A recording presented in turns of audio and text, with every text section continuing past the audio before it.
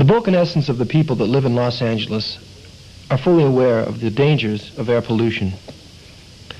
Air pollution is something that has become increasingly more of a threat to all of us over the last 10 years, especially in the last 5 years since the growing industry demands, the growing automobiles, the population. These are hazards that have become a monster and gotten out of control. Air in Los Angeles, maybe 50 years ago, was really perfectly clear. You could see the mountains, you'd look out your window, let's say you lived on a hill, you could see for miles, because basically it was a clear city that did not really have air pollution or anything to clutter up the molecules and to give us poison to breathe.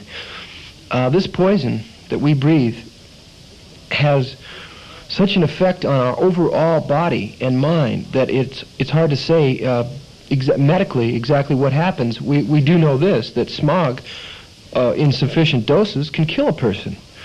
Smog is something that we have not really been aware of because it's a subliminal problem for most people. It doesn't really reach their consciousness. It bothers them, but they don't really know what's bothering them. For this reason, each individual really can't stay on this problem and tackle it, because I'll tell you one thing, smog will come in, let's say in summer and fall.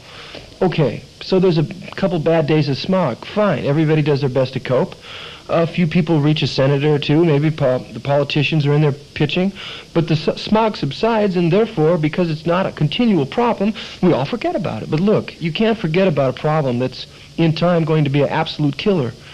And if it gets too heavy and too serious, everyone that's listening is suffering just like I am. I can't even keep my eyes open. I opened up my bathroom window today, and I almost choked to death because I looked out and I saw smog hovering in between the trees, and that's not a nice sight to see.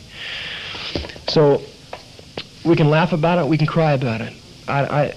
You choose to do what you want. I say this, let's try to achieve that air pollution goal. Let's try to get air clean again, just like it was maybe 50 years ago when the people here that used to live in Los Angeles breathed good air, and I'm sure because of that their whole systems were cleaner and their frames of mind better, and their whole life had a better flow to it. Now, okay, there's a lot of people out there that may put me down for what I'm going to say, but if you don't have the responsibility now to tackle this problem, you're going to suffer later. Thank you. I'd like to add something to what I just said. I talked a lot about seeing. I didn't mention much about the breathing problem. Now, there are asthmatics. I've known like 2 asthmatics in my life, people who have asthma. And I know what the problem is. I've seen them suffer. And this, I'm sure smog, when we had that terrible, terrible smog problem in the early 50s, I saw a couple of my friends almost die from not being able to breathe. And I'll never forget what I saw. And I'm going to say that there are many people who suffer from different respiratory illnesses, and the smog doesn't make it easier. It makes it much tougher on a person like that to breathe.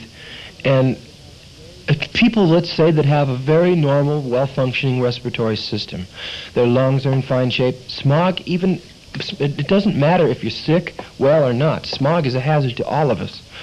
And in order to function, let's say in order to live and be happy and to be able to think clearly, you've got to have, first of all, the elements. You've got to have good air to breathe.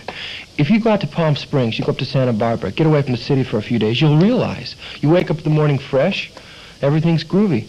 You come back in Los Angeles, boom, there you go with another smog problem. Zap, you're on your butt, you don't want to do anything. I'll tell you, I've been so dragged by it and so depressed that I've actually slugged walls and thrown things around the house. And I know that it's no way to conduct your, let's say it's no way to act, okay? Well, I can't help it. Smog drives me to do these things. Smog has actually been called a potential homicide effect. It can make people actually want to go out and kill other people. Now, this is an extreme effect, but this is the potential of smog. Boy, and when I hear things like that, it makes me want to get involved in this thing in some way. Do my best. Okay, the way we can help is to make a record and more or less present the facts in some interesting manner. Not boring, but in some way that people can retain these facts and to sort of set up in their minds a goal to get rid of this shit. Because I'll tell you something, if it doesn't subside, I'm going to call the cops. Let's play that back.